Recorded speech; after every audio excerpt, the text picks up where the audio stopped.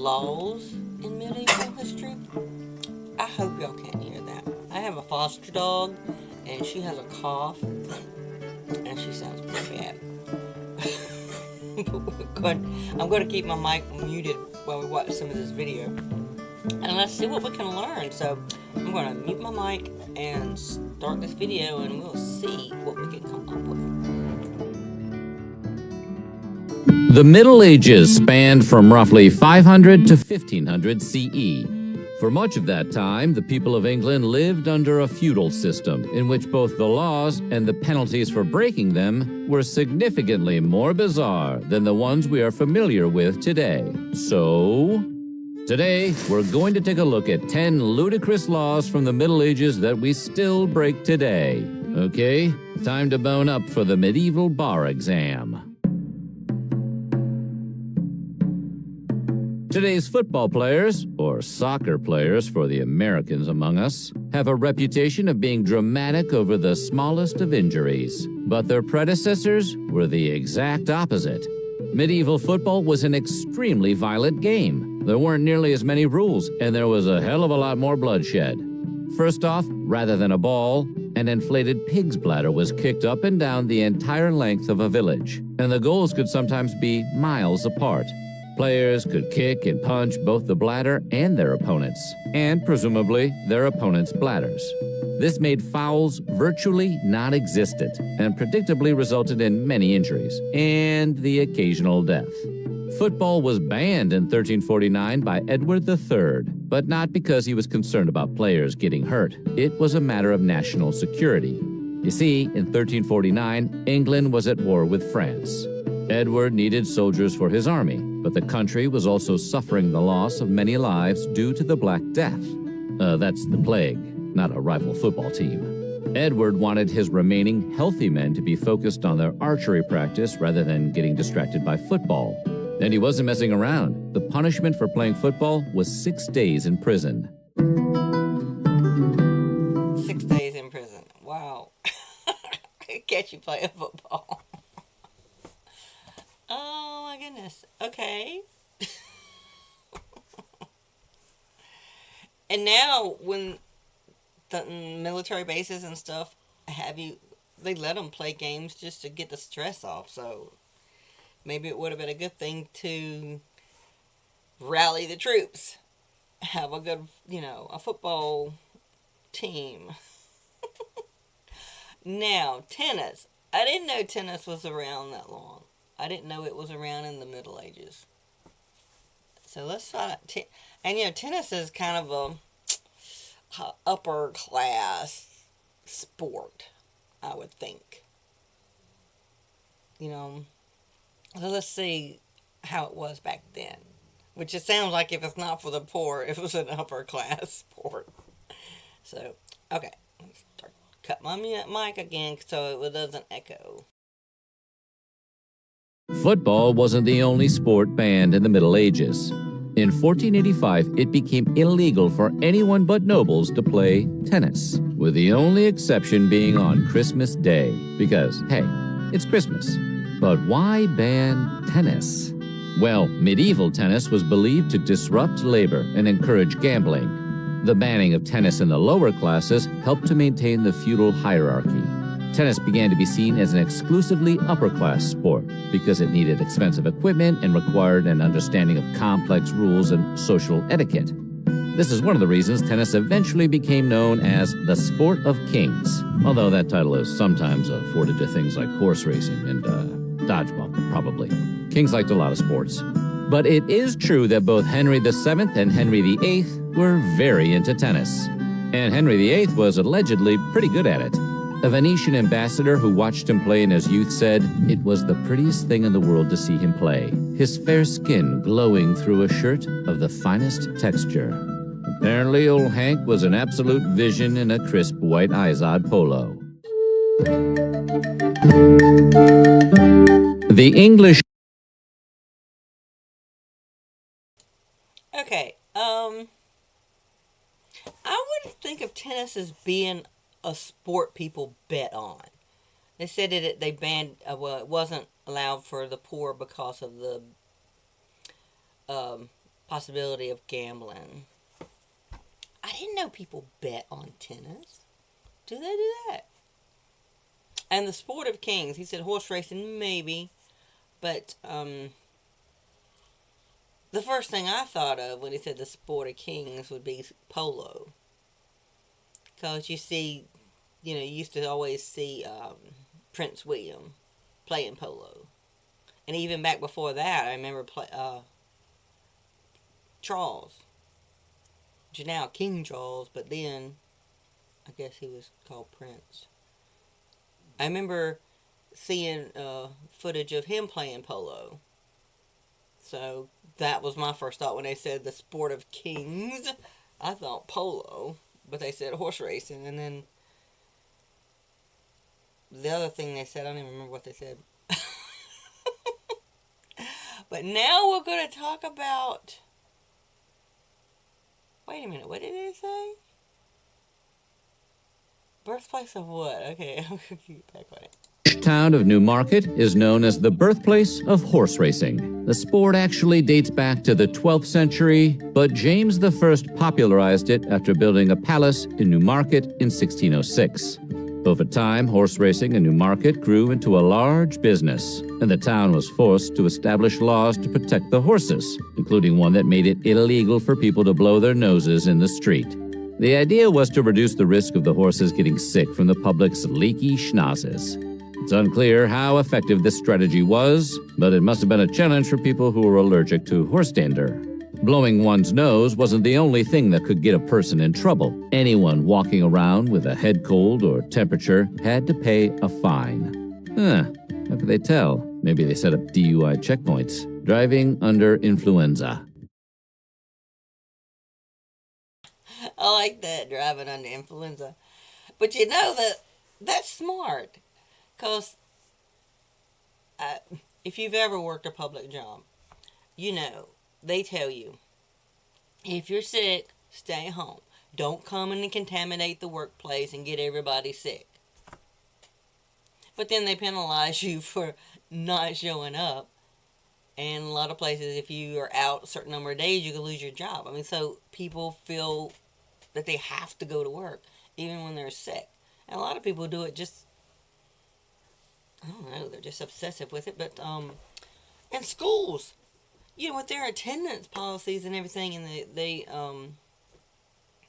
rewarding kids for perfect attendance, and it's almost like a shaming thing if you have to be out sick and you miss a day and ruin your perfect attendance. Oh my gosh, it's just, when you're sick, you should be able to stay home and heal and get better without, so I like that. I mean, I don't think you should be fined, but definitely it should be encouraged to stay home when you're sick and running a fever.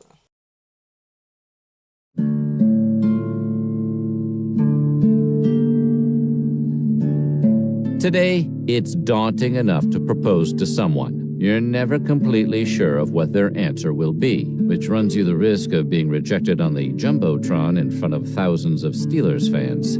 However, the process was much more nerve-wracking in the Middle Ages. Societal rank played a large role in medieval life, especially for those on the bottom rung of the social ladder. Peasants and serfs working and living under landowners essentially had no freedom.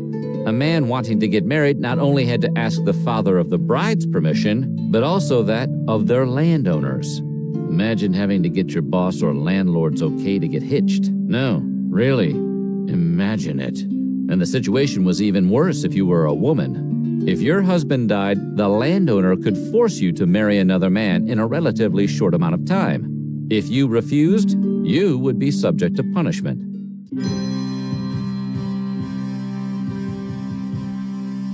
Throughout the Middle Ages, there were a number of religious laws that tried to restrict when people could have sex. Although, if we're being honest, some people probably didn't need the law's help to stay abstinent. Have you seen medieval portraits? For instance, a married couple could only have sex on 4 days of the week. Thursday and Friday were out because people were supposed to prepare for Holy Communion. And don't even think about bumping uglies on Sunday. That is the Lord's Day. But those weren't the only days where smashing was prohibited. There were many other sexless periods throughout the year, including 47 to 62 days during Lent, the 35 days before Christmas, and the time around the Feast of Pentecost, which could be anywhere from 40 to 60 days. Women were also discouraged from making eye contact with men during these dry spells, so as to not stimulate desire in the observer and the observed. Okay. Now, all these traditions and laws seem to be completely targeted on those in the what it would be, Roman Catholic or that form of Christianity. I don't want to just say Christianity because Christianity is a big, broad thing, and the way is practiced in one place is not the way it's practiced somewhere else. Like, I'm a Christian, but I don't do Lent and stuff like that. I'm not in that type of Christianity. So, I guess this is really just focused on Europe. So it has a lot to do with those religious laws. But I do know that there are prohibitions for relations in, say, Jewish laws for certain times, and for certain people during certain times, like priests during certain services. So yeah, it is in other cultures. But this is just really focusing just on the one. I wish it was talking about more. Um, okay, well, let's move on.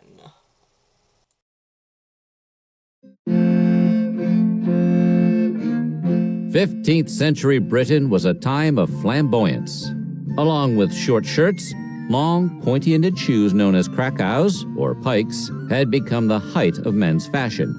It was believed that the longer the toe, the more masculine and rich the wearer. It was like wearing a muscular Ferrari on your foot. Shoes sometimes extended up to 5 inches beyond the toe. This led to the ends occasionally having to be tied around the wearer's ankles. Randomly falling on your face was apparently also considered a sign of extreme masculinity. Those are clown shoes, fellas. You've just invented clown shoes. As the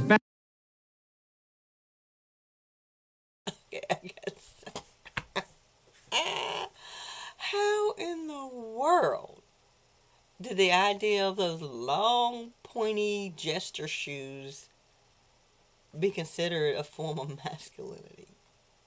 I'm at a loss for that.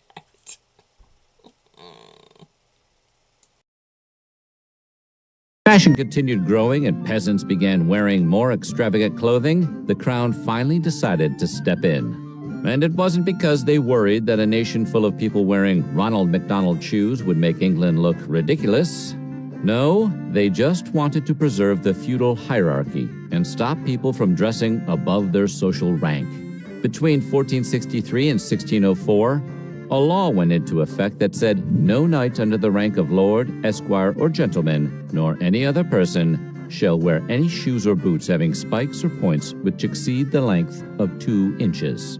The punishment was a fine of 3 shillings and 4 pence, which is the modern equivalent of about $135. In the Middle Ages, there were many laws that restricted what people could eat and drink, but they weren't necessarily in the interest of public health.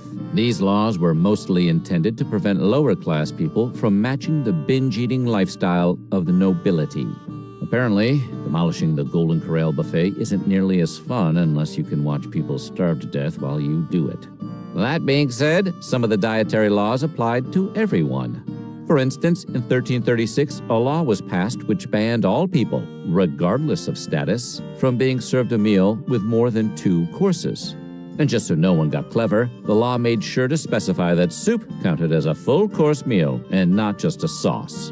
The exception to the law was on certain festivals, such as Christmas, where 3 courses were allowed. Did ketchup count as a vegetable course? Asking for Ronald Reagan. In medieval England, the peasants greatly outnumbered the nobility. So, to maintain their grip on power and prevent revolts, the upper class authorities made it so that even the smallest of crimes had harsh penalties. The idea was to keep the poor perpetually terrified of stepping even slightly out of line, and it was generally a pretty successful strategy.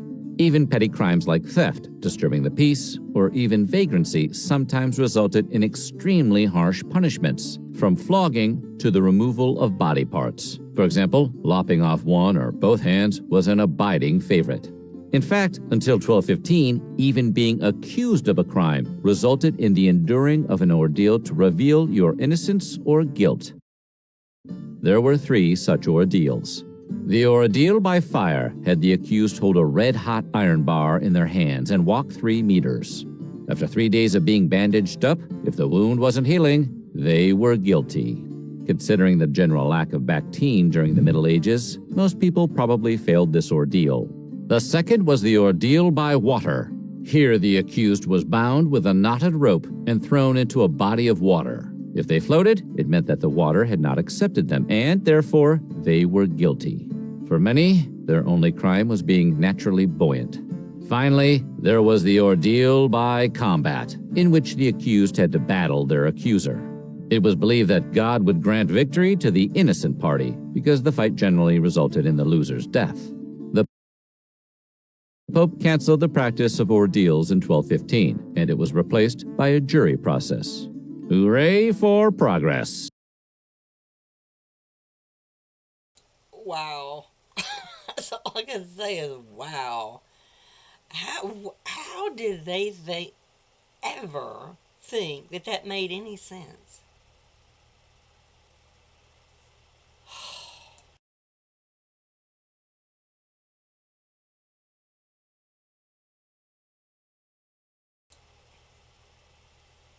A lot of those ordeals sounded a lot like the witch trials in America, in Salem, I think, in Massachusetts. Didn't they do the water one where you were on the chair and they dunked you in the water? And oh my gosh, that's just horrible. That's horrible. I know that a lot of people complain about our system now, but it's a lot better. It's a lot better.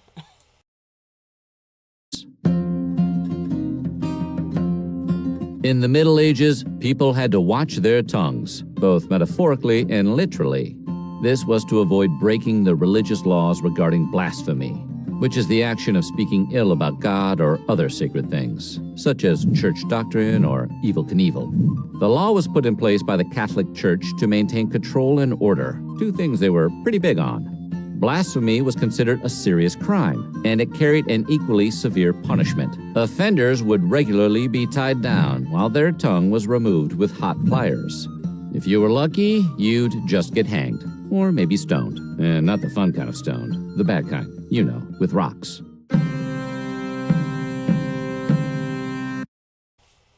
Wow. This is why it is important not to have a religious government. Separation of church and state is very important. And that doesn't mean that the government keeps you from practicing your religion, or that people in government can't have practice their own religion. And that government is not supposed to hinder your practice of religion. But it also means that government can't force a specific religion on anybody. Wow. I can't imagine living under this kind of system. And there are still places today where people are living, especially in, like in many Muslim countries. The people of other faiths are persecuted, are either not allowed to live there at all, or in some places killed. And even in this country where there's supposed to be a separation, there are, which I consider cults, some religious orders where their members are subject to these kind of laws and punished physically if they break them. But this is outside the law, but the members are afraid to go to the real law to get help. And this goes on all the time. Once every so often, a young person may be saved out of it, rescued out of it, and you find out a little glimpse into this horrible stuff that goes on. But, wow, so glad that at least the laws are trying to stop this, to where it's not openly the way it is. Okay. Now, witchcraft, punishable by death. Science was still in its infancy in medieval Europe, so much of the workings of the natural world were a big, fat mystery. Usually, the will of God was the answer to anything that could not be explained. However, when it came to unfortunate developments such as sickness, bad harvests, and the death of livestock, the blame was placed squarely on the bony shoulders of witches, because it was believed that God would never inflict such harm on his loyal followers. Witches were believed to be able to summon evil spirits and demons, but in reality, they were just usually poor, elderly women who owned a cat. Odd or different women were frequently ostracized and punished. In 1542, the Witchcraft Act was passed by Parliament and established that witchcraft was a crime punishable by death. Witch hunting became all the rage after that, especially in southeast England. It is believed that over 500 people were executed for witchcraft between the 15th and 18th centuries. On the other hand, the hysteria over suspected witchcraft did eventually lead to the Vin Diesel masterpiece, The Last Witch Hunter. So, we'll call it a mixed bag. Wow, I can't believe he went to something like that over such a serious topic. Wow. And many of the women who were murdered, and it was murder, for being accused of witchcraft, oftentimes it was that they were not submissive enough or trying to stand up for themselves, just, and sometimes maybe just because somebody didn't like them and would bring the accusation. And then they would go through those trials, dunk you in the water. If you drowned, you're guilty, but if you somehow miraculously breathe underwater, then you're innocent, kind of thing. It was horrible. It's a horrible time, and he shouldn't make fun of it.